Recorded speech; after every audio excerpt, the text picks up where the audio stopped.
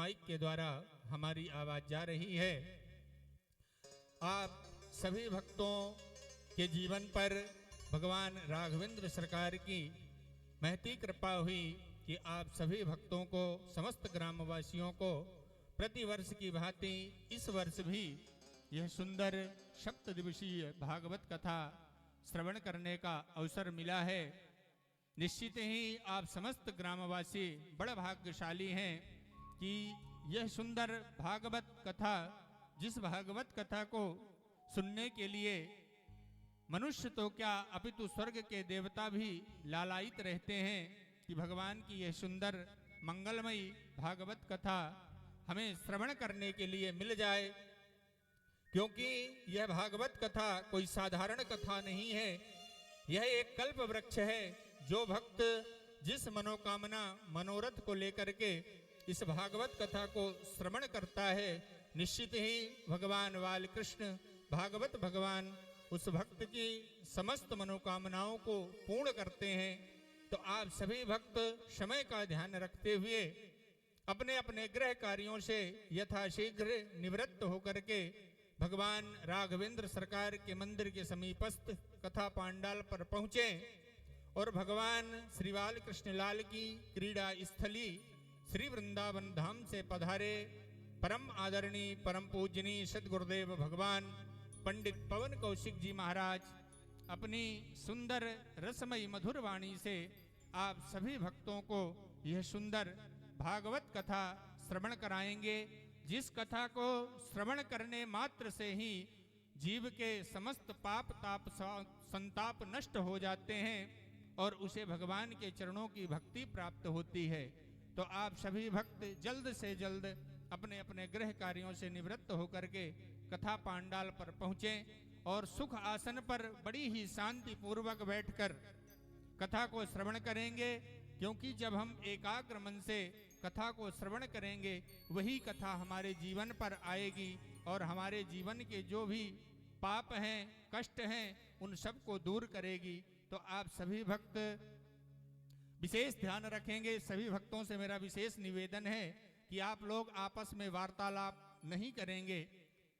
जो भी भक्त यहाँ उपस्थित हैं सभी से मेरा विनम्र निवेदन है कि आप सभी लोग आपस में वार्तालाप ना करेंगे, बड़े भाव से एकाग्र मन शांति पूर्वक इस कथा को श्रवण करेंगे तो निश्चित ही आप सभी को सुख प्राप्त होगा और भगवान के चरणों की भक्ति मिलेगी। तो आए सभी भक्त हाथ जोड़ करके महाराज श्री के चरणों पर वंदन करेंगे कि वह अपनी रसमयी मधुर वाणी से आज प्रथम दिवस की भागवत कथा आप सभी भक्तों को श्रवण कराएं। बोलिए सद्गुरुदेव भगवान की जय। जय श्री राधे। श्री राम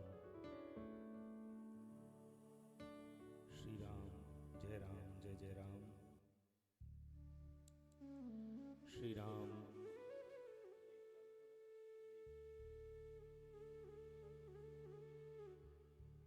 श्री राम श्री राम, जय राम जय जय राम।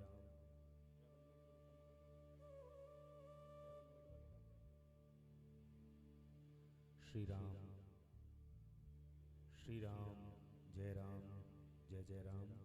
श्री राम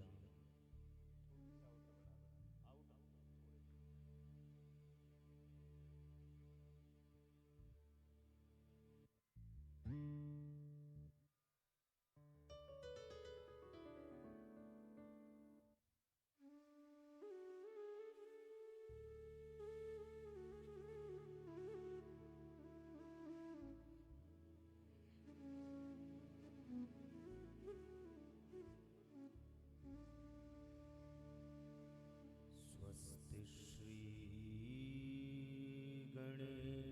गणेशाय नमः। श्री सरस्वत्यै नमः। श्री वेदपुरुषाय नमः।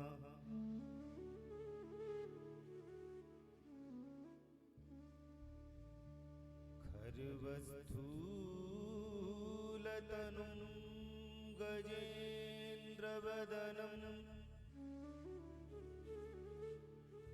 लम्बोदरं सुन्दरं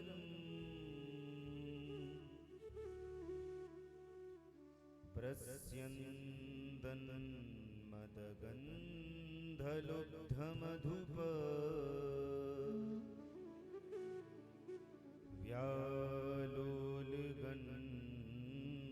व्यालोलगण्डस्थलं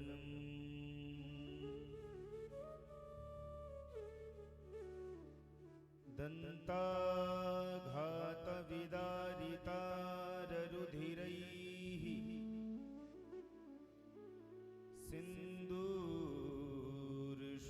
सिन्दूरशोभाकरम् वन्दे शैलसुतासुतं गणपतिं सिद्धिप्रदं कामदम्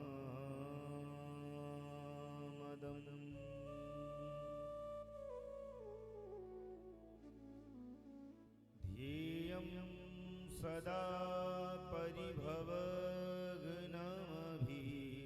परिभवग्नमभीष्टदोहं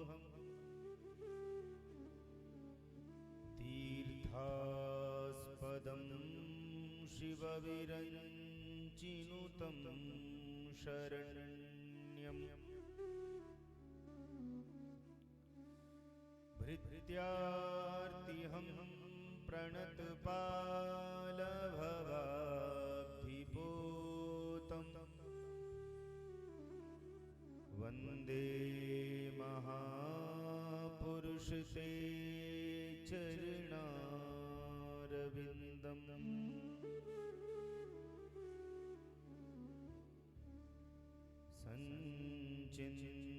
सञ्चिन्तयेद् भगवतश्चरणारविन्दम्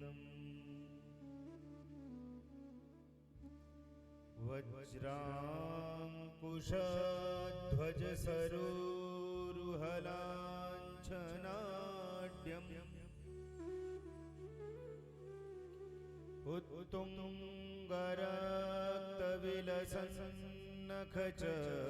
उत्तुङ्गरक्तविलसन्नखचक्रवाल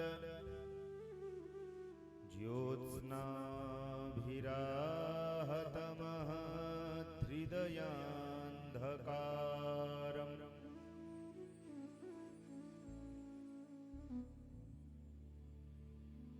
योऽन्तः प्रविश्य मम वाचमिमां प्रसुप्ताम्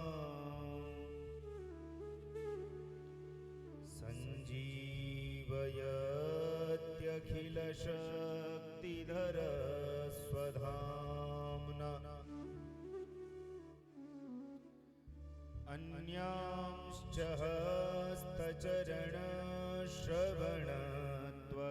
हस्तचरणश्रवणत्वगादीन् प्राणान्नमो भगवते पुरुषाय तुभ्यम्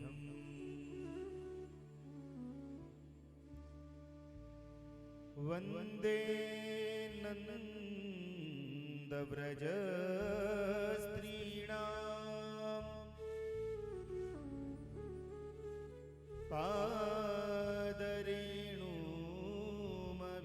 पादरेणुमभीक्ष्णसः यासां हरिकथोदिगीतं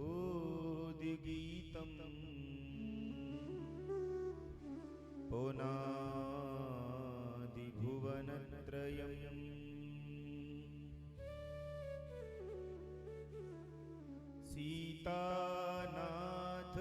सीतानाथसमारम्भाम् श्रीरामानन्दार्यमध्यमाम् अस्मदाचार्यपर्यन्ताम् वन्दे गुरुपरम्पराम्।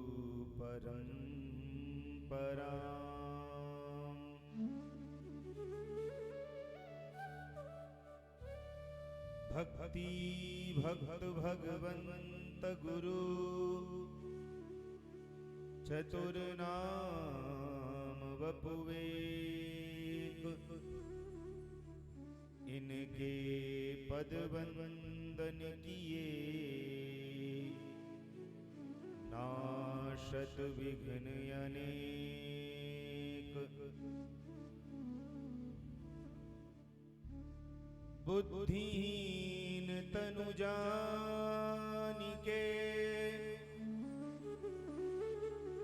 सुमिरऊं पवन कुमार, बलि बुद्धि विद्या देहु मोहि, हरहु कलेश विकार।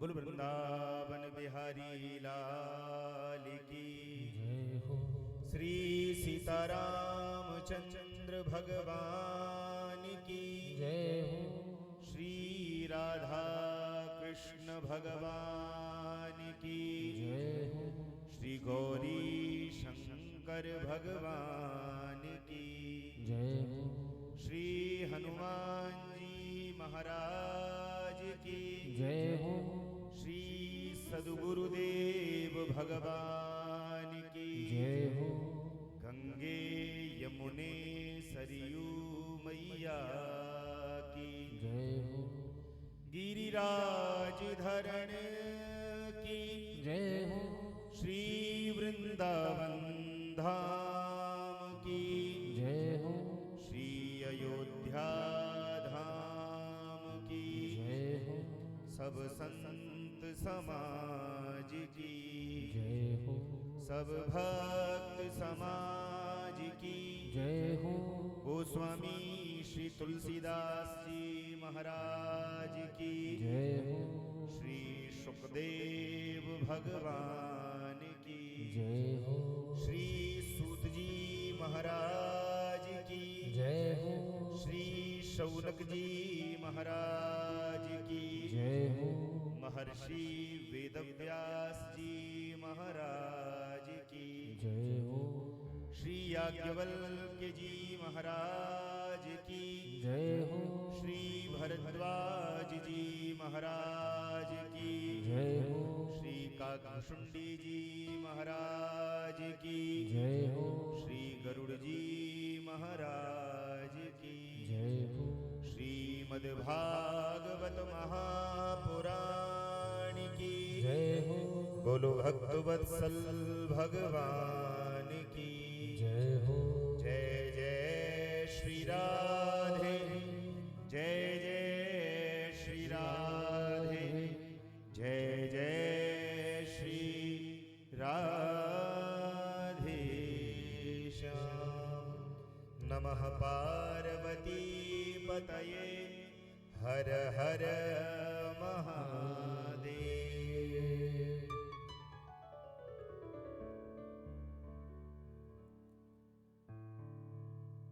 अशरण शरण अकारण करण,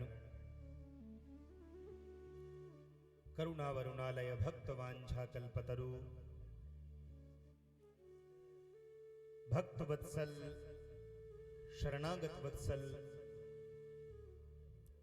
तडिद्वित विनिंदित पीतांबरधारी भगवान श्री बालकृष्ण लाल की वांगमयी प्रतिमूर्ति श्रीमद् भागवत महापुराण, भगवान की असीम कृपा और अनुकंपा से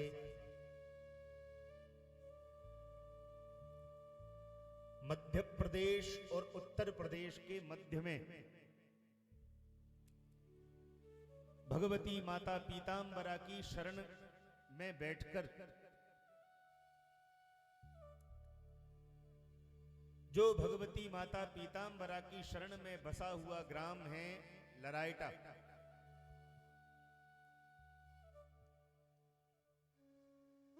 हमारे आदरणीय परीक्षित जी समेत समस्त आयोजक एवं समस्त ग्रामवासियों के द्वारा श्रीमद् भागवत ज्ञान यज्ञ सप्ताह में आज हम प्रवेश करने जा रहे हैं। मंच पर विराजित भगवान का हित स्वरूप श्रीमद् भागवत जी,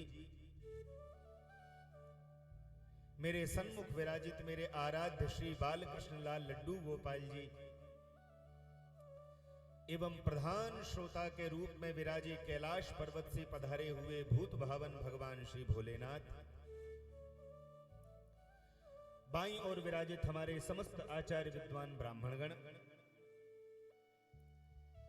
दाईं ओर विराजित हमारे समस्त संगीतकार बंधु, साउंड की सेवा कर रहे हमारे भैया मनोज जी एवं YouTube की सेवा कर रहे हमारे भैया जी एवं इस आयोजन को आयोजित कर रहे समस्त ग्रामवासी एवं सोशल मीडिया के माध्यम से देख रहे देश विदेश में बैठे हुए भक्तजन, आप सभी के चरणों में मैं सिय राममय सब जग जानी के भाव से प्रणाम निवेदित करता हूं।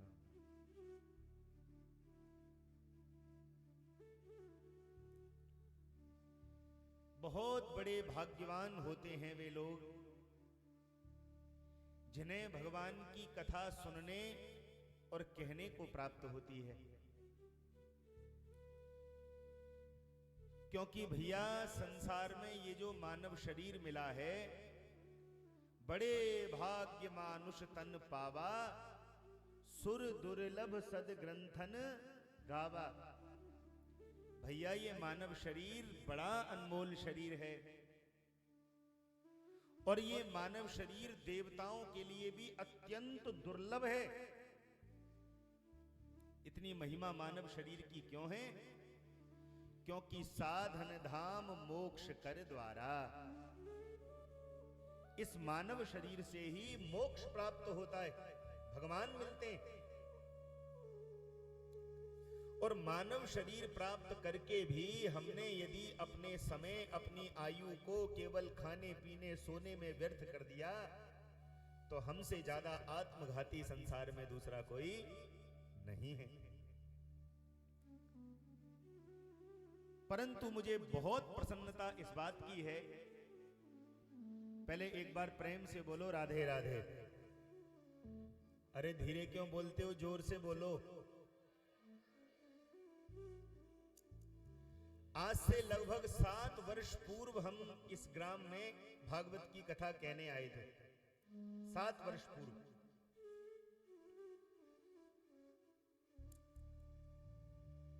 तो 7 वर्ष के बाद में आकर के जब हमने दोबारा इस गांव का कलश यात्रा के माध्यम से कल दर्शन किया तो मन में बड़ी प्रसन्नता हुई। किस बात की प्रसन्नता? कल हमसे कोई चर्चा कर रहे थे, बोले महाराज जी आपने कलश यात्रा देखी, ऐसी हालत है हमारे गांव की।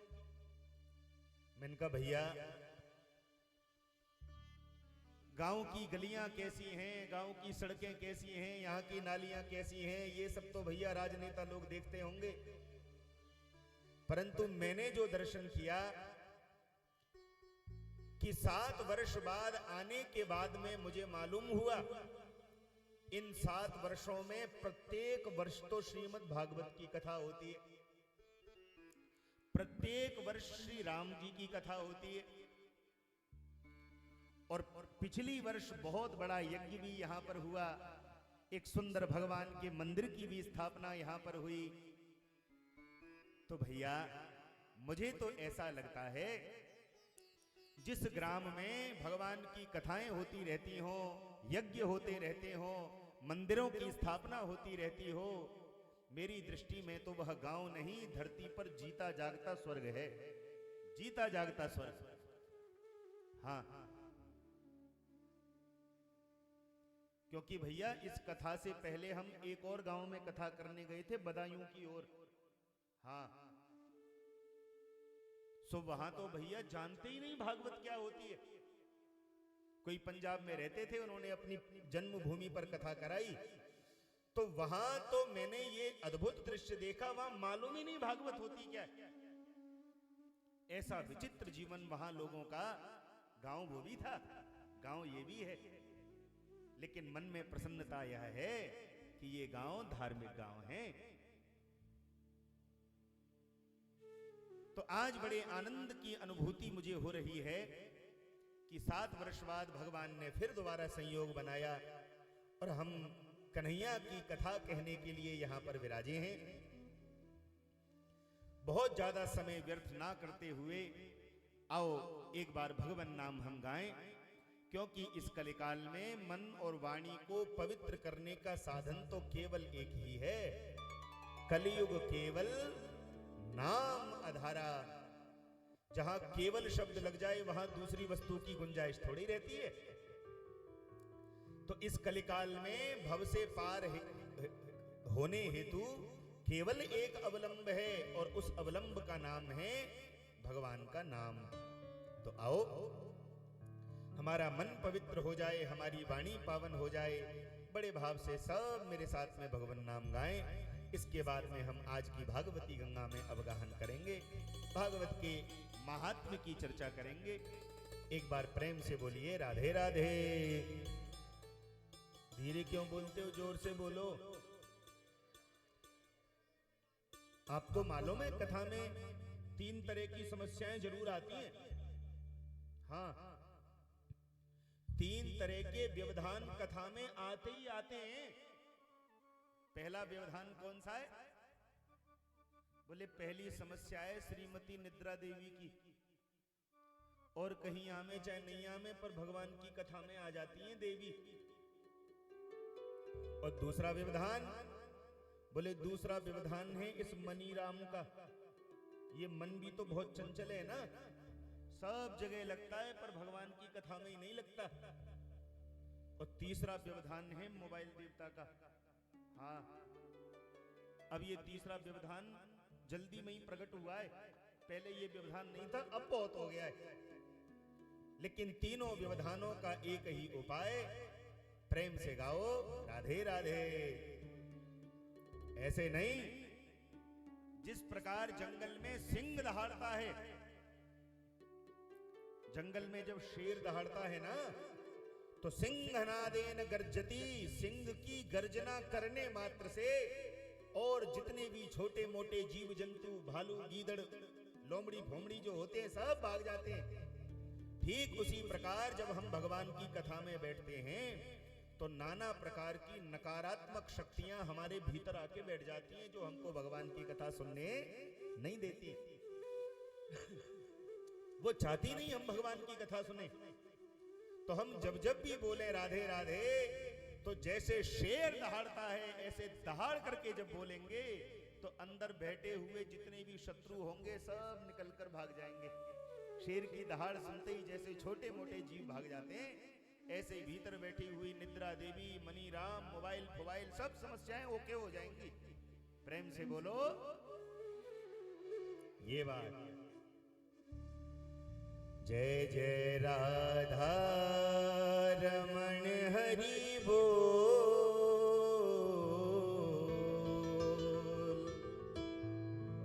जय जय राधा रमण हरि बोल, जय जय राधा रमण हरि बोल,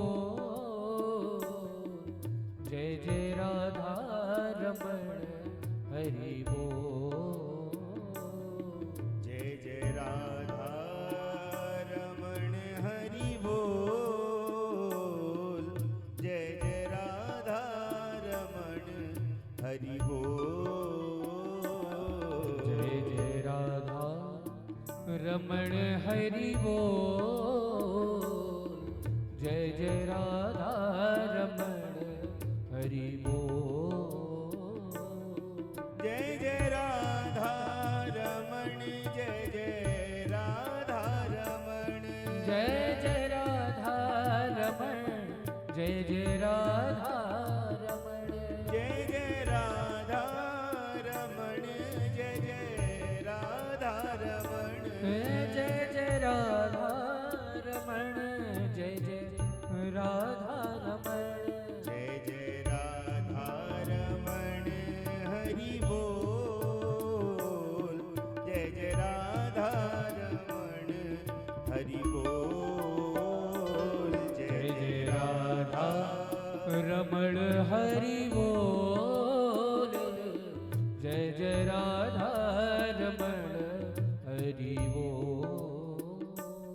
हरि बोल हरि बोल हरि हरि हरि बोल हरि बोल हरि बोल हरि हरि हरि बोल हरि बोल हरि बोल हरि हरि हरि बोल हरि बोल हरि बोल हरि हरि हरि बोल जय जय राधा रमण हरि बोल जय जय राधा रमण हरि बोल जय जय राधा रमण हरि बोल जय जय राधा रमण हरि बोल जय जय राधा रमण हरि बोल जय जय राधा रमण हरि बोल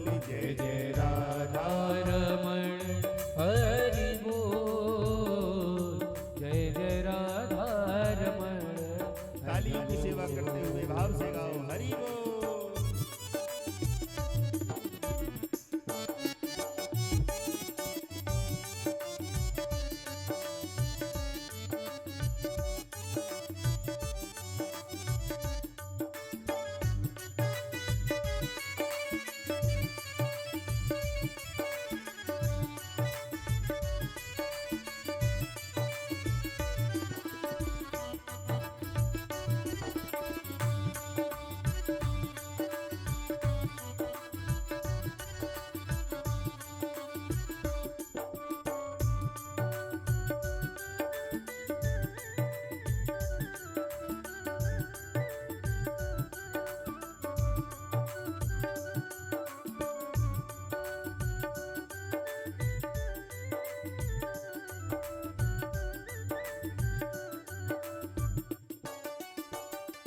नट नागर नवल छेल रसिया नट नागर नवल छहल रसिया नट नागर नवल छेल रसिया हे नट नागर नवल छहल रसिया प्यारो कान्हा मेरो मन बसिया प्यारो का मेरो मन बसिया प्यारो कान्हा मेरो मन बसिया प्यारो का मेरो मन बसिया कर कालिंदी कर कालिंदी कर कालिंदी कुल किलोल जय जय राधा रमण हरि बोल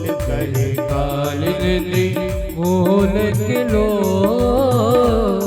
जय जय राधा रमण हरि बोल जय जय राधा रमण हरि बोल जय जय राधा रमण हरि बोल जय जय राधा रमण हरि बोल जय जय राधा रमण हरि बोल हरि बोल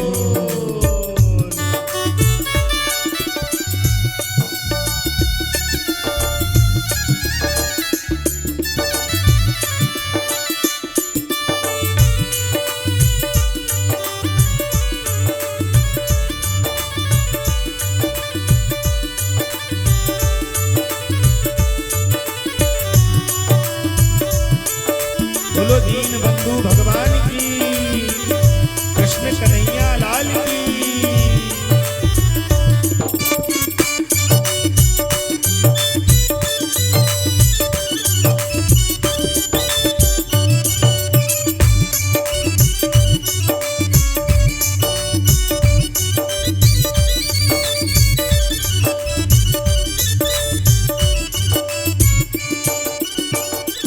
अखियन में जरद दिठोना सो अखियन में जरद डिठोना सो अखियन में जरद दिठोना सो अखियन में जरद डिठो ना सो।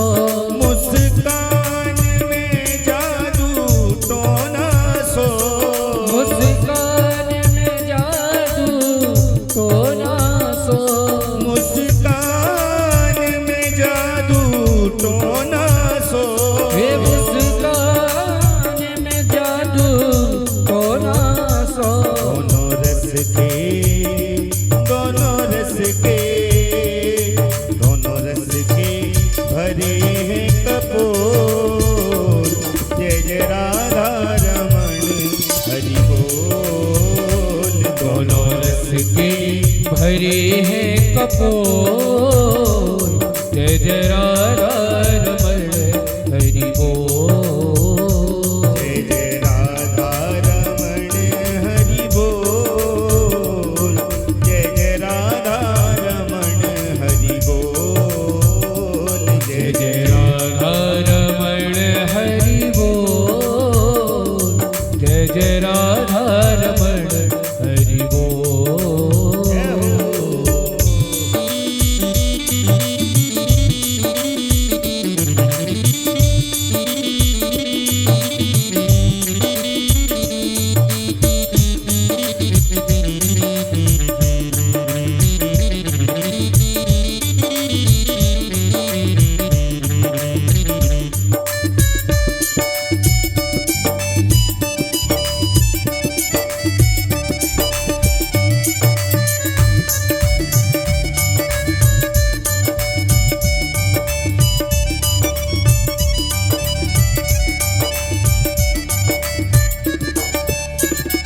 ब्रिज फिर के इसकी किलकन पे।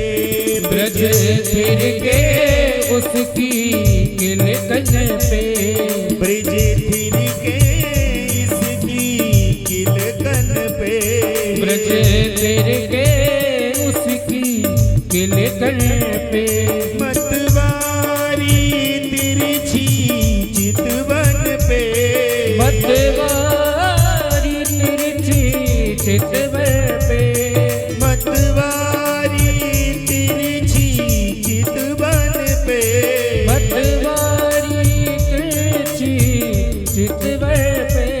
सुखदास सुखदास सुखदास बिके बिन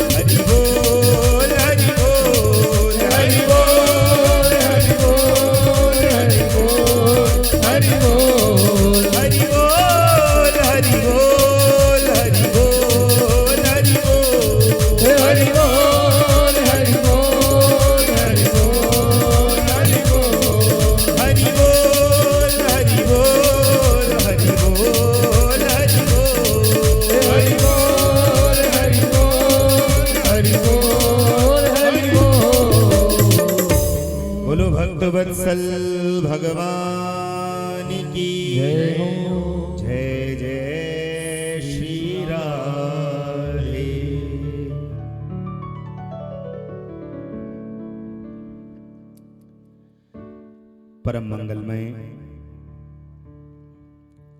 परात्पर अखिलेश्वर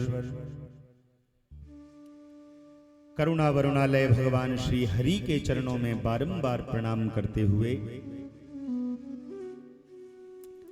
आए आज की मंगलमयी कथा में हम प्रवेश करें।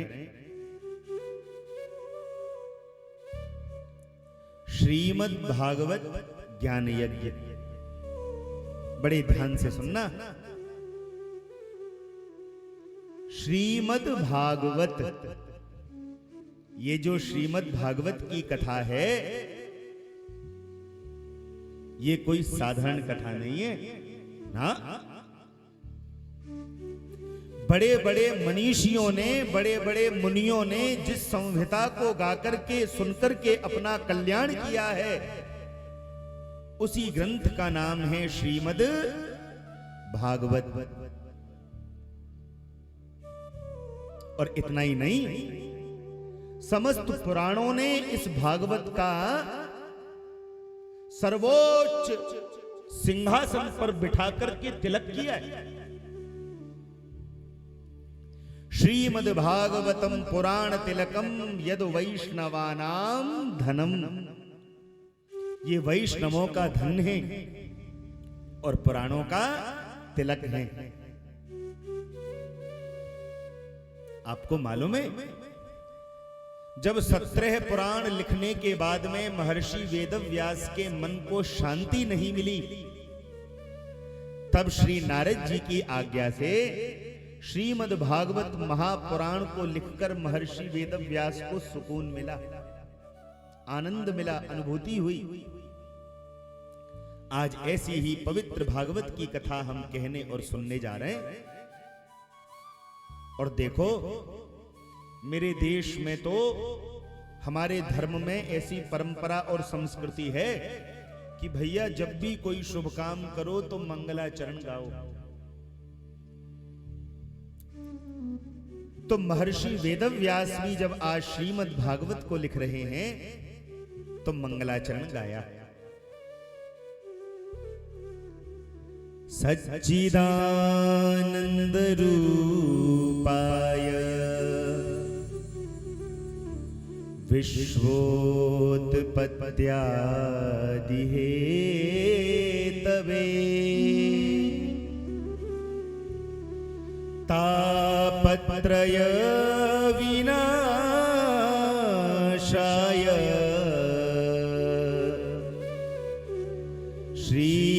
श्रीकृष्णाय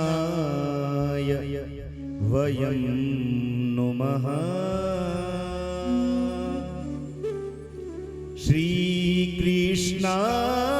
श्रीकृष्णाय वयं नुमः। आहा, हम किसकी कथा सुनने जा रहे हैं? प्रेम से बोलो ना, राधे राधे। बोले, हम जिनकी कथा सुनने जा रहे हैं उनका नाम है सच्चिदानंद। क्या नाम है? सच्चिदानंद। और वो करते क्या हैं? बोले, विश्वोत्पत्त्यादि हेतवे।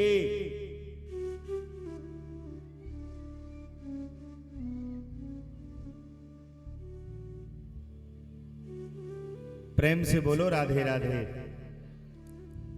विश्वोत्पत्त्यादि हेतवे, वो विश्व की उत्पत्ति करते हैं, पालन भी करते हैं और समय आने पर संहार भी कर देते हैं। ये भगवान का काम है। जिनका नाम है सच्चिदानंद, काम है विश्व की उत्पत्ति, पालन और संहार करना। पर भाई, उनकी पूजा करने से, उनकी कथा सुनने से, भगवान का भजन करने से मिलता क्या है? बोले, तापत्रय विनाशाय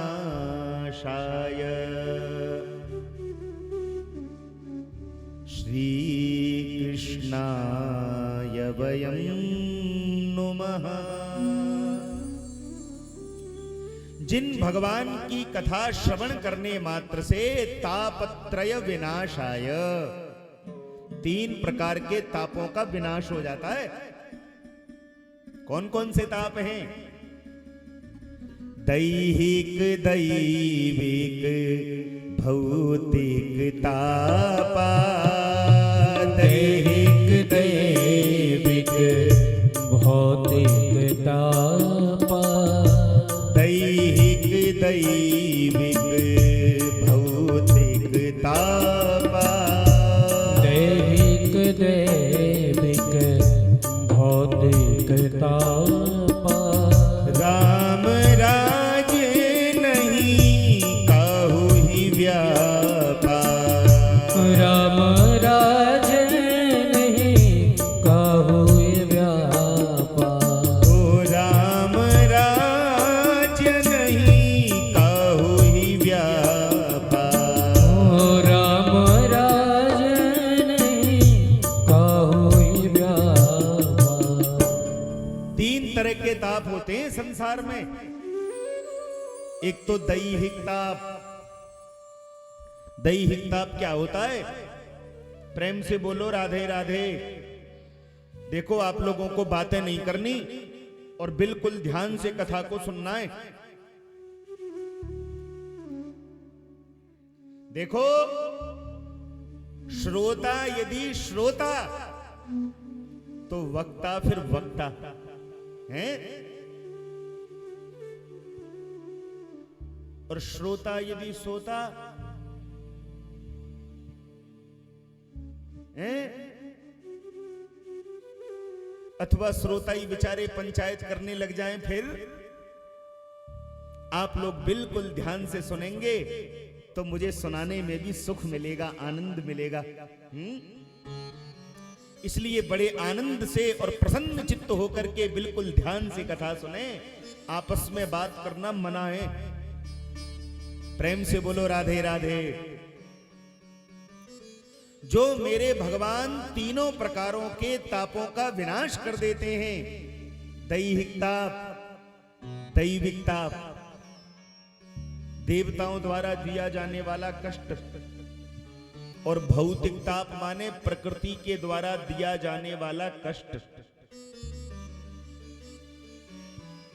श्री कृष्णाय वयं नुमः। जो भगवान सच्चिदानंद हैं, विश्व की उत्पत्ति, पालन और संहार करते हैं, जिनकी कथा श्रवण करने मात्र से 3 प्रकारों के तापों का विनाश हो जाता है, ऐसे भगवान श्री कृष्ण को हम सब मिलकर के प्रणाम करते हैं, हम उनका वंदन करते हैं, उनको नमस्कार करते हैं। और देखो, श्रीमद् भागवत की कथा सर्वप्रथम किसको सुनाई? सूत जी कौन है, शौनक जी कौन है, सुखदेव कौन है, परीक्षित कौन है? क्यों सुनी जाती है भागवत की कथा? 7 ही दिन में क्यों सुनी जाती है? इसको सुनने से लाभ क्या होगा? भागवत की कथा को सुन सुनकर किस किस ने अपना कल्याण कर लिया? इन समस्त विषयों की चर्चा आज महात्म्य के द्वारा होगी।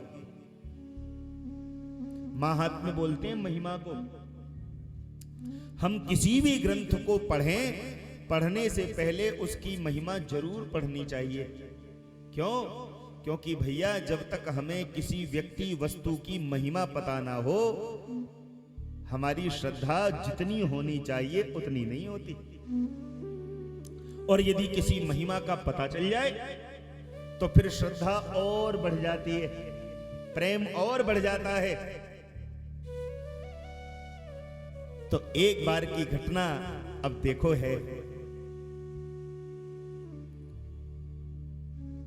शौनकादिक ऋषियों ने मन में ये भाव किया कि भाई हम कहीं बैठकर कथा सुने। शौनकादिक 88,000 ऋषि जो हैं, वो सब मिलकर के ब्रह्मा जी के पास में गए और ब्रह्मा जी से जाकर के बोले, हे ब्रह्मा जी, हम सत्संग करना चाहते हैं और हम चाहते हैं आप हमको ऐसा स्थान बताओ जहां पर बैठकर हम सत्संग सुन सकें, जहां पर बैठ करके हम भगवान की कथा श्रवण कर सकें। ब्रह्मा जी बहुत प्रसन्न हुए और ब्रह्मा जी ने भगवान नारायण का ध्यान किया। सुदर्शन चक्र आया, सुदर्शन चक्र छोड़ा और वह सुदर्शन चक्र उत्तर प्रदेश के सीतापुर जिले के एक अरण्य में जाकर गिरा। अरण्य बोलते हैं जंगल को और नेमी बोलते हैं चक्र के बीच के भाग को। तो चक्र की नेमी जहां पर जाकर के गिरी उसी तीर्थ का नाम हो गया नैमिषारण्य। और सुनो, आज सब ऋषि मुनि आकर के नैमिषारण्य में विराजे। श्रोता तो बहुत हैं पर कोई वक्ता नहीं है। प्रेम से बोलो ना राधे राधे। सब सोच रहे हैं हम किसको वक्ता बनाएं, हम किससे कथा सुने। तो उसी समय उन ऋषियों के मध्य में, अब देख लो, इन ऋषियों में 1000 वर्ष के ऋषि भी थे, 10,000 वर्ष के ऋषि भी थे, 1,00,000 वर्ष की आयु वाले भी ऋषि थे। लेकिन सबको भय लग रहा है, भैया हम नहीं सुनाएंगे कथा। क्यों? अरे भाई, ये जो श्रोता बनकर के ऋषि मुनि बैठे हैं ये कोई साधारण ऋषि मुनि नहीं है, ये सब ब्रह्मज्ञानी हैं। और ब्रह्म ज्ञानियों को कथा सुनाने के लिए कथावाचक का परम ज्ञानी होना आवश्यक है या नहीं? अब देखो, दो बातें हैं, बड़ी ध्यान से सुनना। कौन कौन सी? बोले इधर शौनकादिक ऋषियों के मध्य में किसी की हिम्मत नहीं हो रही कि मैं कथा सुनाऊं। इसका मतलब, बोले इसका मतलब है इन समस्त ऋषियों में जितने भी ऋषि हैं वो सब ज्ञानी हैं और भागवत के जानकार हैं, लेकिन फिर भी अपने आप को छोटा समझते हैं। मैं क्या कथा सुनाऊंगा?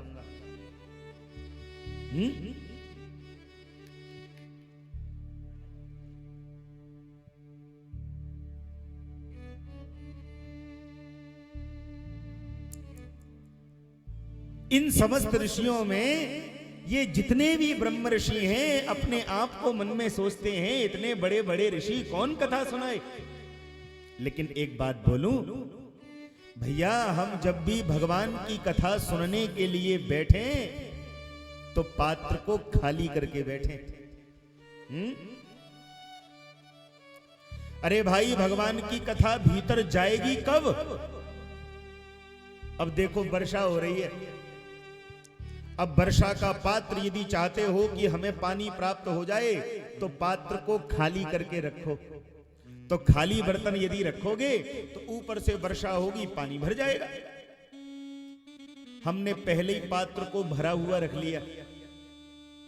पात्र को भरा हुआ रख लिया माने, बोले हम अपने आप को ज्ञानी मानकर बैठ गए ना कथा में। हाँ, वो महाराज जी आए थे वो तो ऐसे कह रहे थे, वो वाले महाराज जी आए थे वो तो यूं सुना रहे थे, ये वाले महाराज जी तो ऐसे सुना रहे हैं। और हमने भी बड़ी बड़ी कथाएं सुनी हैं, हमारे बाल सफेद हो गए कथा सुनते सुनते हमने। अब बताओ, यदि हम पहले ही पात्र को भरा हुआ रख करके कथा सुनने बैठेंगे, अरे भाई पात्र यदि भरा हुआ होगा और वर्षा होगी तो पानी भरना तो दूर, जो पानी पहले से भरा हुआ होगा वो भी निकल जाएगा, वो भी छलछला जाएगा। हम भले ही कितने भी ज्ञानी हैं, हमने भले ही कितनी भी कथा सुन रखी है, हमने भले ही कितने बड़े बड़े महापुरुषों को सुन रखा है, लेकिन हम जब भी कथा में बैठे तो अज्ञानी मान करके बैठे। हम बिल्कुल अज्ञानी हैं, हमको कुछ नहीं आता। तो अपने आप को अज्ञानी मान करके यदि कथा में बैठेंगे तो भागवत की बहुत सारी बातें हमारे भीतर चली जाएंगी, हमें ज्ञान हो जाएगा, हमारा कल्याण हो जाएगा। और यदि हम पात्र को पहले ही भरा हुआ लेकर के बैठेंगे तो बैठे बैठे 3-4 घंटे केवल वक्ता की नापतोल छानबीन करते रहेंगे, पल्ले पड़ने वाला कुछ नहीं है। पहली बात, हम जब भी कथा सुनने बैठे पात्र को खाली करके बैठे, बिल्कुल निर्मल। और दूसरी बात ये देख लो, इतनी बड़ी बड़ी आयु वाले संतों में भी एक 16 वर्ष के ऋषि आए हैं। हाँ, नाम है जिनका श्री सूत जी महाराज। एक बात और बोलूं भैया, संसार में बड़ा कौन है? धन वृद्धा बल वृद्धा आयु वृद्धास्तथैव च ते सर्वेपि ज्ञान वृद्धा किंकरा शिष्य किंकरा। अरे भाई, धन वृद्धा, कुछ लोग धन में बड़े होते हैं। बल वृद्धा, कुछ लोग बल में बड़े होते हैं। आयु वृद्धास्तथैव च, कुछ लोग आयु में बड़े होते हैं। पर ते सर्वेपि ज्ञान वृद्धा, आयु में बड़े को बड़ा ही बोलते हैं, वो बड़े ही होते हैं। धन में जो बड़े होते हैं भैया, बड़े आदमी होते हैं, उनको बड़ा आदमी बोलते हैं। बल वृद्धा, जो ज्यादा बलवान होते हैं भैया, वो भी बड़े ही होते हैं। लेकिन इन सब में बड़ा कौन है? बोले ते सर्वेपि ज्ञान वृद्धा। जो ज्ञान में बड़े होते हैं वो भैया सबसे बड़े होते हैं। इसलिए चूको मत। 16 वर्ष के ऋषि आकर के अब भागवत की कथा सुनाएंगे और बड़े बड़े महर्षि, बड़े बड़े ब्रह्मज्ञानी 16 वर्ष के सूत जी महाराज की बातों को जो ध्यान से सुनेंगे। आज हम आ रहे थे ना मंच पर, तो हमको जो बालक लेके आया, मोहित नाम है, वो हमको बता रहा था, बोले महाराज जी हमारे गांव में तो नियम है कि जब व्यास जी मंच पे बैठ जाते हैं तभी जनता आती है, तभी लोग सोचते हैं व्यास जी बैठ गए। बोले चलो हम आपसे एक बात पूछें, आपको यदि दतिया से वृंदावन जाना हो और रेलगाड़ी हो 2 बजे, तो सही सही बताना आप स्टेशन कितने बजे पहुंचोगे? हैं? अरे भाई ज्यादा नहीं तो कम से कम 1:45 बजे तक तो पहुंचोगे या नहीं? 1:45 बजे तक तो भैया पहुंचना ही है, क्योंकि हम तो थोड़ी देर प्रतीक्षा कर भी लेंगे, ट्रेन नहीं प्रतीक्षा करेगी, वो तो आएगी 2 मिनट रुकेगी और चल देगी, है ना? इसीलिए भैया हमें ये प्रतीक्षा नहीं करनी कि व्यास जी जब आ जाएंगे तब हम चलेंगे। क्यों? क्योंकि हमको तो भगवान ने इतनी सुविधा और इतनी सुंदर हमको भगवान ने उपलब्धि प्रदान करी है। हम तो यहां भागवत कथा सुना रहे हैं, यहां के बाद में कहीं और सुनाएंगे, वहां के बाद में कहीं और सुनाएंगे।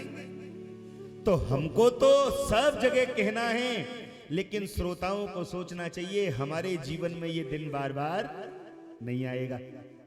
ये इतने सुंदर मोती जो लुटने वाले हैं कहीं हमसे छूट ना जाए, हमसे कहीं रह ना जाए।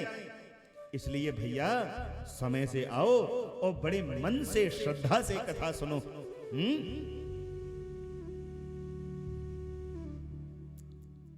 आज शौनक जी महाराज ने हाथ जोड़े और हाथ जोड़ करके पूछा, हे ऋषिवर,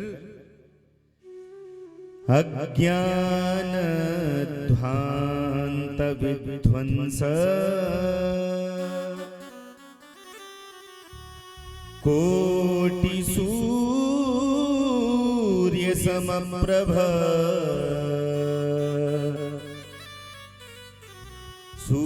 सूताख्या हि कथा सारम् मम कर्णरसायनम्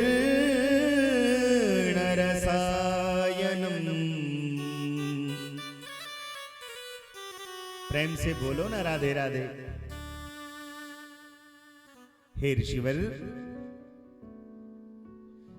जिस प्रकार भगवान सूर्य जब उदय होते हैं ना, तो सूर्य के उदय होते ही संसार का अंधकार विनाश हो जाता है। सूर्य भगवान के उदय होते ही अंधेरा मिट जाता है, उजाला हो जाता है। महाराज, हम सब के भीतर भी अंधेरा हो गया है। कौन सा अंधेरा? बोले अज्ञान ध्वांत विध्वंस। हमारे भीतर अज्ञान का अंधेरा हो गया है, और इस अज्ञान के अंधेरे को मिटाने के लिए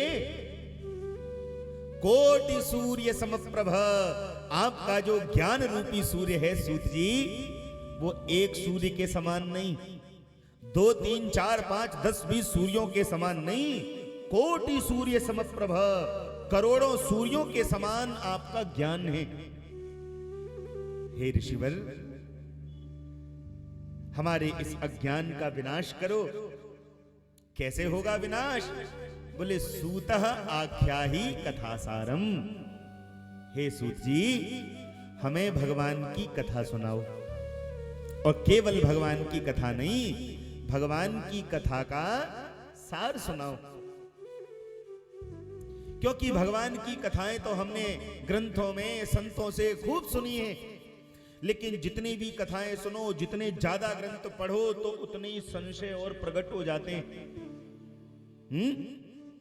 अब हम आपसे प्रार्थना करते हैं, सूताख्याहि कथा सारम, भगवान की कथा का सार सुनाओ। भगवान की कथा का सार क्या है और कैसी कथा हो? बोले मम कर्ण रसायनम, हमारे कानों को रस देने वाली हो, हमारे कानों को तृप्त करने वाली हो। एक बार प्रेम से बोलो राधे राधे। और ऋषिवर, हम इतना जानते हैं, संसार में सारे सुख मिल सकते हैं। चिंतामणि लोक सुखम सुरद्रुहु स्वर्ग संपदम प्रयच्छति गुरु प्रीतो वैकुंठम योगी दुर्लभम। अरे भाई, जो मणि होती है ना, मणि यदि चाहे तो वो संसार का सुख दे सकती है। कल्प वृक्ष यदि चाहे तो स्वर्ग का सुख प्रदान कर सकता है। लेकिन प्रयच्छति गुरु प्रीतो वैकुंठम योगी दुर्लभम, यदि गुरु कृपा कर दें तो जो वैकुंठ योगियों के लिए भी अत्यंत दुर्लभ है, उस वैकुंठ को प्राप्त करा दें। हम पर कृपा करो गुरुदेव, भगवान की कथा सुनाकर हमारे हृदय को भी भगवान के प्रेम से परिपूर्ण कर दो। प्रेम से बोलो राधे राधे। सुनो, इतनी वार्ता सुनते ही सूत जी परम प्रसन्न हुए, और परम प्रसन्न होकर के बोले, देखो ऋषिवर, मोह निशा जग सोवनिहारा, मोह निशा जग सोवनिहारा, मोह निशा जग सोवनिहारा, मोह निशा जग सोवनिहारा, देखहि सपन अनेक प्रकारा, देखहि स्वप्न अनेक प्रकारा, देखहि सपन अनेक प्रकारा, देखहि स्वप्न अनेक प्रकारा। प्रेम से बोलो राधे राधे। अरे धीरे क्यों बोलते हो? जोर से बोलो, और जोर से, एक बार और। ये बात राधे राधे बोले इस गांव में आवाज पहुंचे दतिया तक, तब तो आनंद है, हैं? बड़े ध्यान से सुनना। सूत जी बोले, भैया इस संसार में सब सो रहे हैं, काल व्याल मुखग्रास त्रास निर्णाश हेतवे पर श्रीमद् भागवतम शास्त्रम कलौ कीरेण भाषितम।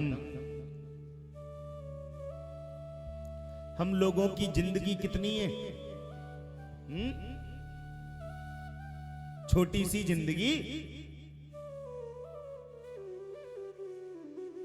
एक तो समय ही बहुत कम मिला है, और उस समय में भी काल व्याल मुखग्रास त्रास निर्णाश हेतवे, ये काल रूपी जो व्याल है, मृत्यु रूपी जो सर्प है, वो मुंह फाड़े हुए बैठा हुआ है। और ये मृत्यु रूपी जो सर्प है, एक ना एक दिन तो खा लेता है। मरना तो सबको है ही। आया है सो जाएगा राजा रंग फकीर, कोई सिंहासन चढ़ चला, कोई बंधा जंजीर। देखो ऋषियों, एक दिन तो सबको जाना है। फर्क इतना है, कोई सिंहासन चढ़ चला, कोई बंधा जंजीर। कोई सिंहासन चढ़कर जाता है, कोई जंजीरों में बंध करके जाता है, पर भैया जाना तो सबको है। लेकिन बोले श्रीमद् भागवतम शास्त्रम कलौ कीरेण नाशितम। ये जो भागवत की कथा में अब तुमको सुनाने जा रहा हूं ना, ये भागवत की कथा जो है, ये काल रूपी व्याल के भय को हमेशा के लिए समाप्त ही कर देती है। अच्छा, संसार में प्राणी सबसे ज्यादा काहे से डरता है? मरने से। मरने से प्राणी डरता है या नहीं? सबसे बड़ा भय यदि संसार में कुछ है तो वह है मृत्यु का। लेकिन भागवत की कथा तो वो कथा है जिसको सुनने के बाद में मृत्यु का भय ही समाप्त हो जाता है। अरे भाई, परीक्षित को 7 दिन में मरने का शाप मिला था या नहीं? और परीक्षित सोच रहे थे मेरा क्या होगा, 7 दिन बाद तक्षक आएगा, मुझे काटेगा, मैं मर जाऊंगा है। लेकिन सुखदेव स्वामी ने आकर के कथा सुनाई और 7वें दिन पूछा, परीक्षित अब ये बताओ क्या तुम मरोगे? सो परीक्षित ने तुरंत कह दिया, नहीं भगवान, मेरा जन्म ही नहीं हुआ तो मैं मरूंगा क्या? शरीर जन्म लेता है, शरीर मरता है, और मैं शरीर नहीं हूं। मैं तो शुद्ध चिन्मय आत्मा हूं। आत्मा न मरती है और न जन्म लेती है। तो मानो भागवत की कथा जो है, ये मृत्यु के भय को हमेशा के लिए ही समाप्त कर देती है। 3 ग्रंथ है ना मेरे भारत देश में मुख्य रूप से प्रधान। वैसे तो हमारा धर्म ग्रंथों से भरा पड़ा है। हाँ, 4 वेद, 18 पुराण, 6 शास्त्र, फिर उपनिषद, फिर अन्य ग्रंथ। कितने ग्रंथ है मेरे भारत में? लेकिन 3 ग्रंथ बहुत प्रधान है। कौन कौन से? बोले एक तो श्रीमद् भागवत, एक श्री रामचरित मानस, और एक है श्री महाभारत। भैया, हमको जीवन में क्या करना चाहिए ये हमको भागवत सिखाती है। हम क्या करना चाहिए ये हमको रामायण सिखाती है, रामचरितमानस सिखाती है। हमको जीवन में क्या नहीं करना चाहिए ये महाभारत सिखाती है। हाँ, लेकिन हमको जीवन में कैसे मरना चाहिए ये तो हमको श्रीमद् भागवत की कथा सिखाती है। कोई बात नहीं ऋषियों, मैं अब तुमको श्रीमद् भागवत की कथा सुनाने जा रहा हूं, जिसको सुनने के बाद में समस्त प्राणियों का हृदय निर्मल हो जाएगा। जो भी भागवत की शरण में आएगा, भागवत को सच्चे हृदय से सुन लेगा, उसके हृदय के सारे पाप, सारे संताप मिट जाएंगे, भगवान के चरणों में प्रीति हो जाएगी और उसके हृदय में आकर के भगवान बैठ जाएंगे। बोलो भक्त वत्सल भगवान की। और कहां तक महिमा गाऊं इस भागवत की। जिस समय सुखदेव स्वामी परीक्षित जी को भागवत की कथा सुनाने बैठे, देवता आ गए अमृत का कलश लेकर। बाबा, ये भागवत कथा इसीलिए तो आप सुना रहे हो कि परीक्षित की 7 दिन में मृत्यु हो जाएगी। लो हम अमृत ले आए। अब ये अमृत जो है ये आप परीक्षित को पिला दो, परीक्षित तो अमर हो जाएंगे। और ये जो भागवतामृत है, भागवत रूपी अमृत, ये हमको स्वर्ग में चल करके सुनाओ। अच्छा, प्रेम से बोलो राधे राधे। ध्यान से सुनना। क्यों जी? देवता जब धरती तक आ ही गए थे अमृत का कलश लेकर और भागवत की कथा हो ही रही थी, तो क्या देवताओं को सब लोगों के बीच में बैठकर भेष बदल कर आ जाते, सबके बीच में बैठ जाते, कथा सुन लेते? कोई मना थी? नहीं। लेकिन देवताओं के मन में ये अहंकार है, अरे कहां हम देवता स्वर्ग में रहने वाले और कहां ये मृत्यु लोक के प्राणी, हम इनके बीच में बैठेंगे, हम इनके बीच में बैठकर कथा सुनेंगे। तो भागवत का सौदा ही कर रहे हैं। महाराज, आप इस मृत्यु लोक से चलो और स्वर्ग में चल करके हमको कथा सुनाओ। ये तो ऐसी बात हो गई जैसे मानो हम इस ग्राम में कथा कह रहे हैं, कोई बहुत बड़ा सेठ साहूकार आ जाए और आकर के हमसे कहे, कहां महाराज तुम इस गांव में बैठ करके कथा कह रहे हो, चलो चल करके हमारे महल में कथा सुनाना। तो ये उस व्यक्ति का अहंकार है या नहीं है? अरे भगवान की कथा तो भैया जगत के कल्याण के लिए है, यहां कोई वीआईपी नहीं होता है। सो देवताओं की ओर और सुखदेव स्वामी जी ने देखा और जो डांट लगाई, अरे देवताओं, कहां मेरा भागवतामृत और कहां तुम्हारा ये स्वर्ग का अमृत? क्व सुधा क्व कथा लोके क्व कांच क्व मणिर्महान्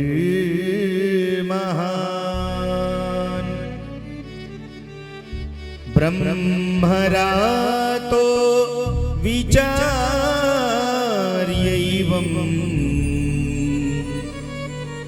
तदा देवाञ्जहासः।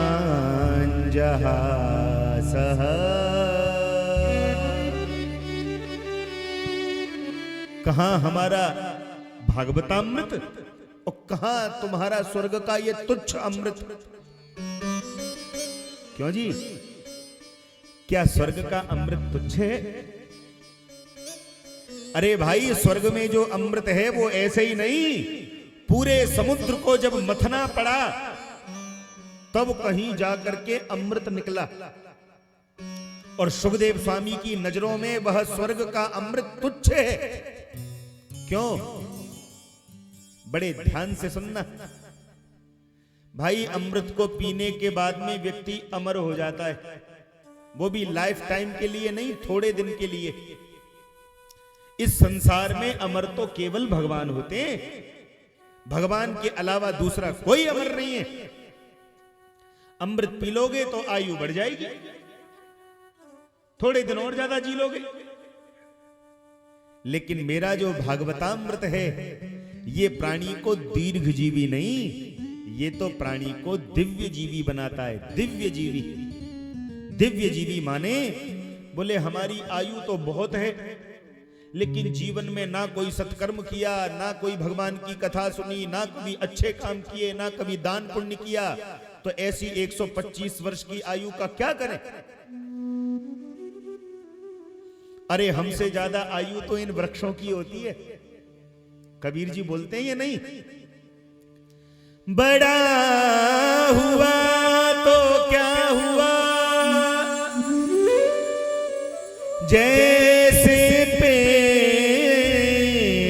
खजूर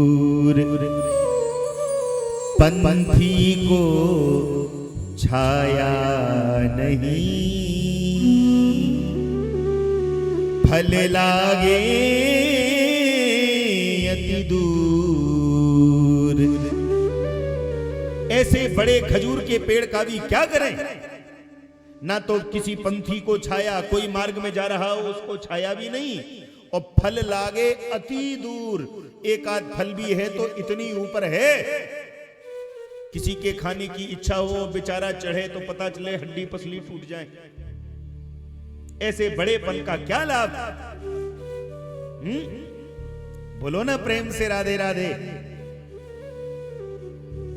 दूसरी बात, बोले भैया स्वर्ग का अमृत पीने के लिए मरना पड़ता है, जीते जी वो अमृत नहीं मिलता, और मरने के बाद मिल ही जाएगा इसकी कोई गारंटी नहीं है, क्योंकि अच्छे कर्म करे होंगे तो ही तो स्वर्ग में जाओगे, तो ही तो अमृत मिलेगा। अच्छे कर्म किए बिना ही मर गए तो अमृत का दर्शन भी होगा, बताओ।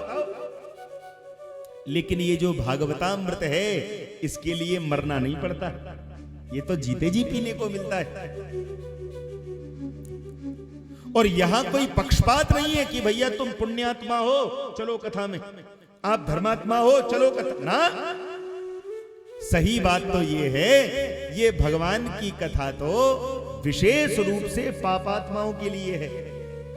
अरे धर्मात्मा जो व्यक्ति होगा वो तो अपना कल्याण अपने धर्म से कर ही लेगा, जो धर्मात्मा व्यक्ति होगा वो तो अपना कल्याण अपने भजन से अपने पुरुषार्थ से कर ही लेगा।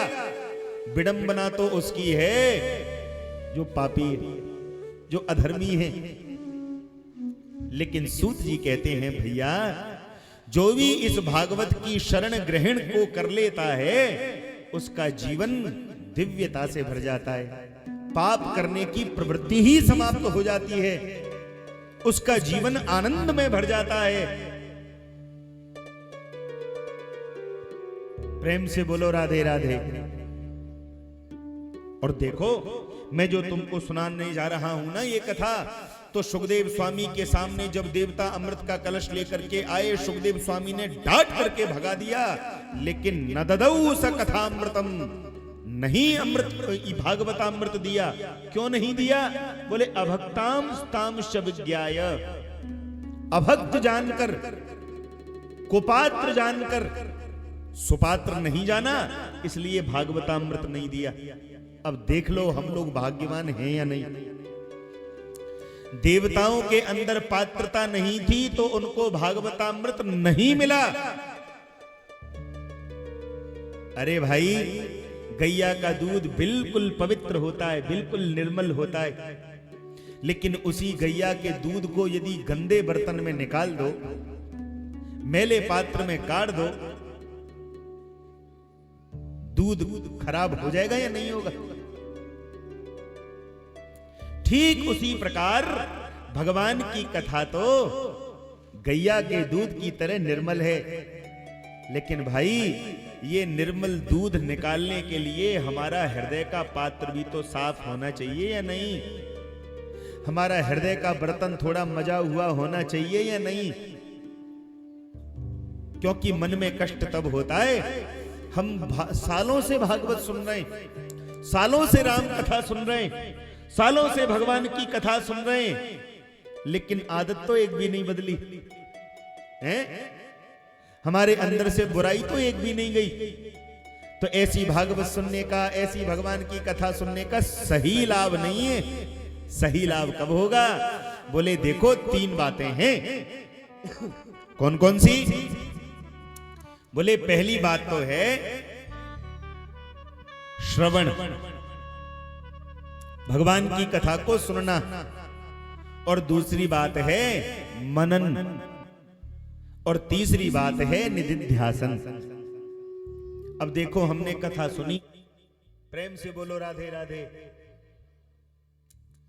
तो कथा सुनकर के हमने जितनी कथा सुनी, हमारी अम्मा थी, अम्मा हमारी चली गई, तो जब हमने अपने गांव में जब कथा करी तो कथा के बाद में हम अपनी अम्मा से आके पूछते, अम्मा कथा कैसी लगी तुमको?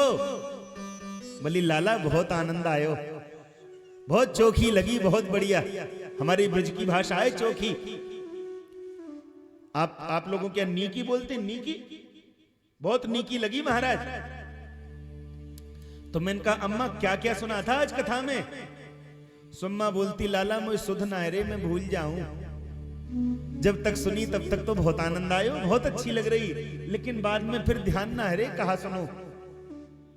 अब बताओ ऐसा सुनने का भी क्या लाभ कि पांडाल में हमने जब तक कथा सुनी तब तक तो हम खूब सिर हिला रहे हैं, ठीक कह रहे हैं महाराज जी, महाराज जी बिल्कुल ठीक कह रहे हैं, ऐसा ही तो है। और कथा सुनने के बाद ही पांडाल के गेट पे ही प्रसाद पे ही लड़ पड़े, और कुछ नहीं तो दूसरे की चप्पल ही चुरा करके ले गए। ये कोई बात है? तो पहला तो काम है बड़ी श्रद्धा से श्रवण सुनना, और दूसरी बात है मनन, मनन करना। हमने जो आज भागवत की कथा सुनी है, आज महाराज जी ने कितनी बढ़िया बढ़िया बातें बताई, हमको इस चीज का ध्यान रखना चाहिए, आगे से हम ध्यान रखेंगे। और फिर तीसरी बात है निधिध्यासन। निधिध्यासन क्या होता है? बोले पहले श्रवण करना, फिर सुने हुए का चिंतन करना, मनन करना, और जिसका मनन किया ऐसा आचरण अपने व्यवहार में उतार लेना, उसको बोलते हैं निधिध्यासन। तब तो सही लाभ है, नहीं तो क्या लाभ? प्रेम से बोलो ना राधे राधे। सूत जी महाराज कहते हैं भैया अब मैं तुमको कथा सुनाने जा रहा हूं, ध्यान से सुनो। एक बार की बात है, लोक विग्रह मुक्तस्य नारदस्य स्थिरस्य च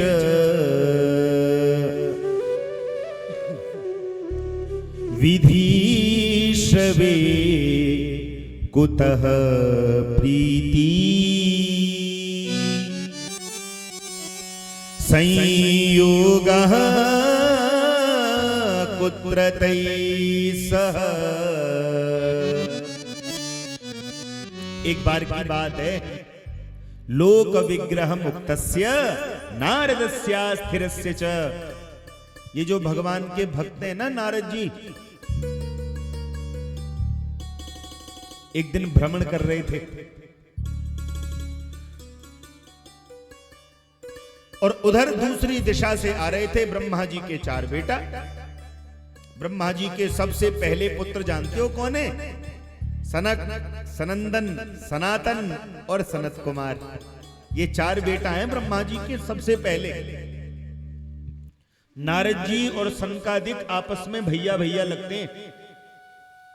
तो जैसे ही सनकादिक जा रहे थे, सामने से जो नारद जी को देखा, ये चारों क्यों जा रहे थे?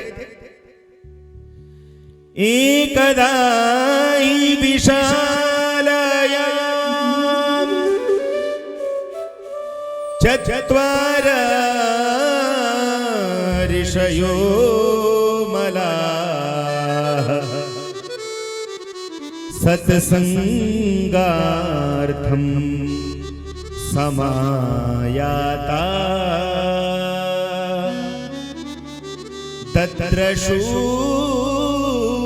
तत्र नारदम्।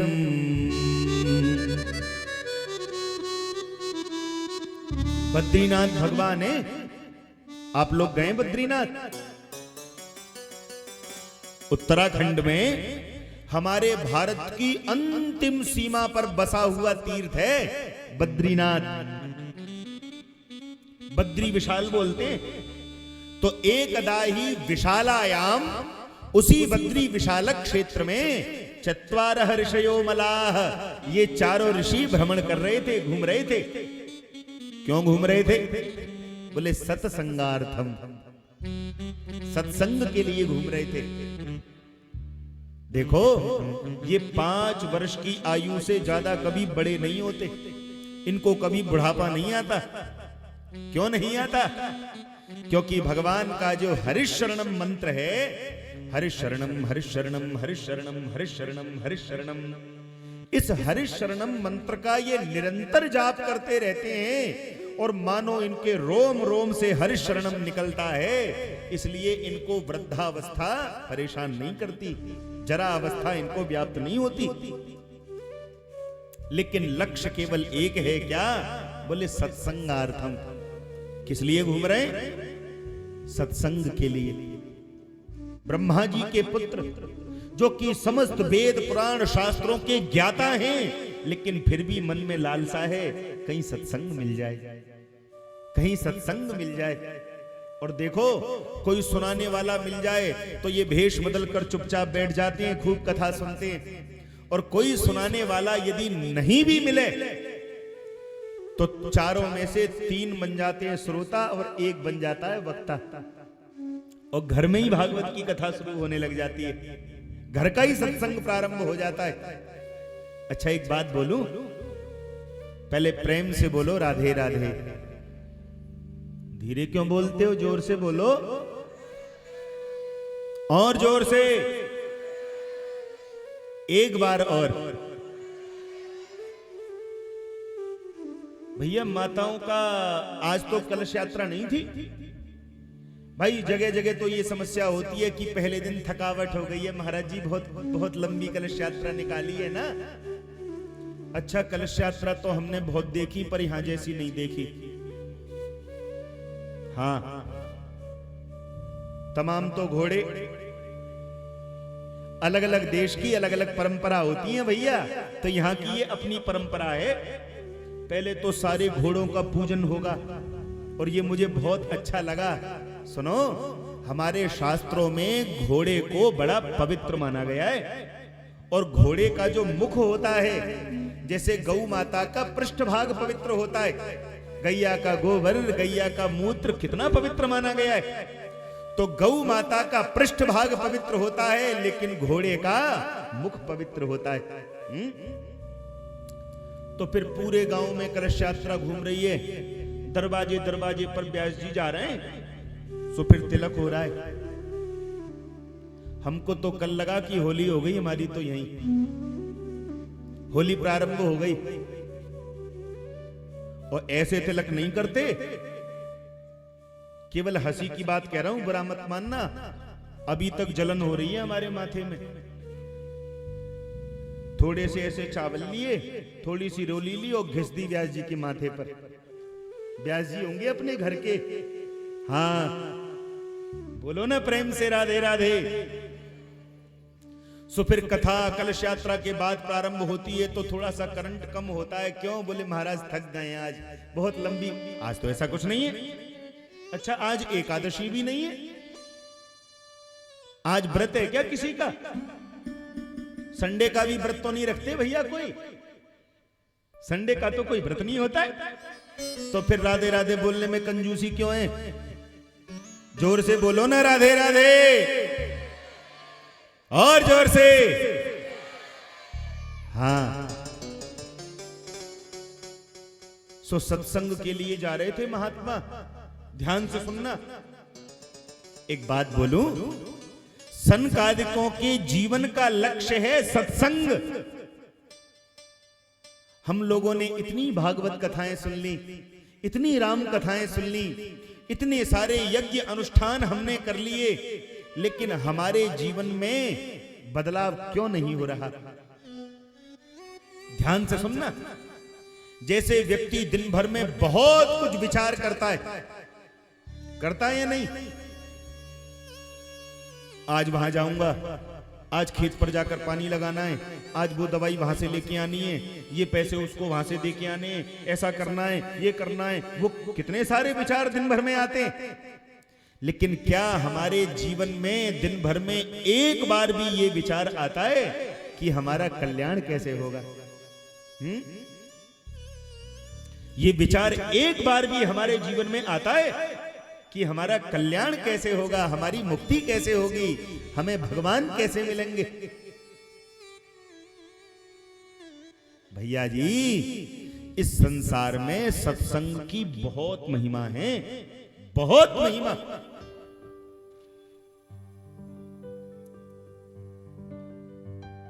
और इतनी महिमा सत्संग की है कि बिना सत्संग के जीवन में सुगंधी नहीं आ सकती, बिना सत्संग के जीवन में संस्कार नहीं आ सकता, बिना सत्संग के जीवन में गई ज्ञान वैराग्य की पुष्टि नहीं हो सकती, और बिना सत्संग के जीवन में भक्ति कभी भी आ नहीं सकती।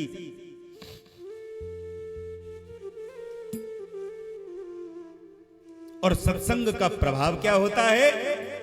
बोले सत्संग का प्रभाव होता है, यदि हमारा जीवन सत्संग से परिपूर्ण है तो फिर कुसंग भी हमारा कुछ बिगाड़ नहीं सकता। कुसंग से बचकर रहना चाहिए ना भैया। तो रहीम जी कहते हैं, जो रहीम उत्तम प्रकृति का कर सकत कुसंग, और चंदन विष व्यापत नहीं लपटे रहत भुजंग। जिस प्रकार चंदन उससे तमाम सर्प लिपटे रहते हैं, लेकिन एक बूंद भी चंदन पर विष की नहीं आती। क्यों? क्योंकि चंदन की प्रकृति बड़ी उत्तम है। ऐसे समझो जैसे कमल, कमल होता है ना, कमल कीचड़ से ही उत्पन्न होता है, लेकिन एक बूंद भी कीचड़ की कमल पर रुकती नहीं है, टिकती नहीं है। सत्संग की बड़ी महिमा है, इसीलिए भगवान राम ने तो माता शबरी को पहली ही बात कही है, प्रथम भगति संतन कर संगा। प्रथम भगति संतन कर संगा। दूसरी रति मम कथा प्रसंगा। दूसरी रति मम कथा प्रसंगा। ओ प्रथम भगति संतन कर संगा। प्रथम भगति संतन कर संगा। ओ प्रथम भगति संतन कर संगा। प्रथम भगति संतन कर संगा। राम जी क्या बता रहे हैं? बोले माता मेरी पहली भक्ति क्या है? सत्संग। प्रथम भगति संतन कर संगा। और जिसके जीवन में सत्संग मिल जाता है ना, उसको फिर आनंद ही आनंद हो जाता है। एक छोटी सी कथा सुनाता हूं, ध्यान से सुनो, छोटी सी। क्या होता है सत्संग से? एक चोर था, चोर। तो चोर जो था एक दिन अपने बालकों को बिठा करके उनको शिक्षा दे रहा था। खानदानी चोर। कल हमारे परीक्षित जी हमको बता रहे थे, मोहन जी, कथा भी मोहन की और कथा के आयोजक भी मोहन जी, परीक्षित भी मोहन जी। ये कह रहे थे महाराज जी हमारा जो गांव है ना लराइटा, एक समय ये समझ लो लड़ाकुओं का गांव था।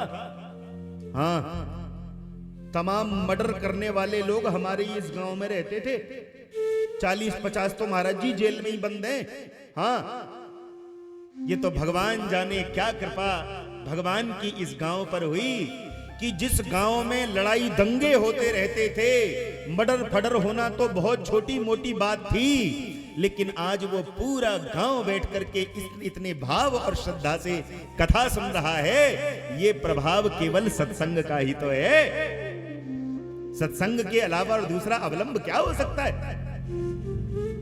तो ऐसे ही एक चोर था, अपने बच्चों को शिक्षा दे रहा था, देखो बेटा जीवन में सब कुछ करना, लेकिन कभी भगवान की कथा मत सुनना। चोर समझा रहा है अपने बच्चों को, जीवन में सब कुछ करना लेकिन भगवान की कथा मत सुनना। बालक बोले पिताजी धोखे में पहुंच जाएं तो? बोले धोखे से यदि भगवान की कथा में पहुंच जाओ तो कानों में उंगली डालकर बैठ जाना, लेकिन भगवान की कथा मत सुनना। ठीक है पिताजी। चोर तो मर गया, बालक बड़े हुए, खानदानी काम है चोरी का, तो वो भी चोरी करने लगे। सो भैया एक दिन की बात की, चोरी करके भाग रहे थे, पुलिस पीछे पड़ी हुई थी। तो एक जगह भागवत कथा हो रही थी, तो भगवान की कथा में उस चोर ने देखा और कहीं तो कहां छुपूं, ये भीड़ भाड़ हो रही है, इसी भीड़ में जाकर छुप जाता हूं। सो भगवान की कथा में पुलिस से बचने के लिए, प्राण बचाने के लिए भीड़ में छुप कर बैठ गया। तो उस समय व्यास जी कथा कह रहे थे कि देवताओं के लक्षण क्या होते हैं, देवता यदि पृथ्वी पर आ जाएं तो उनको कैसे पहचाना जाए। तो पहला लक्षण है कि देवताओं के पैर धरती पर नहीं टिकते, मृत्यु लोक पर देवताओं के पैर स्पर्श नहीं होते। दूसरा लक्षण है, बोले देवताओं की परछाई नहीं पड़ती, हमारी तुम्हारी तरह देवताओं की परछाई नहीं होती। तीसरा लक्षण है, बोले देवताओं के गले में जो पुष्पों की माला होती है वो कभी मुरझाती नहीं है, वो सदैव खिली रहती है। सोई चोर के बच्चे को ध्यान आया, पिताजी ने कथा सुनने को मना किया था, सो तुरंत कानों में उंगली डाल ली, पर ये 2-3 बातें तो कान में चली गई। सो एक दिन की बात, बड़ा आतंक था उस समय चोरों का, सच्ची घटना है ये, इसी मध्य प्रदेश की। ये जो चंबल का इलाका है ना भैया, ये बड़ा भयानक इलाका था एक समय।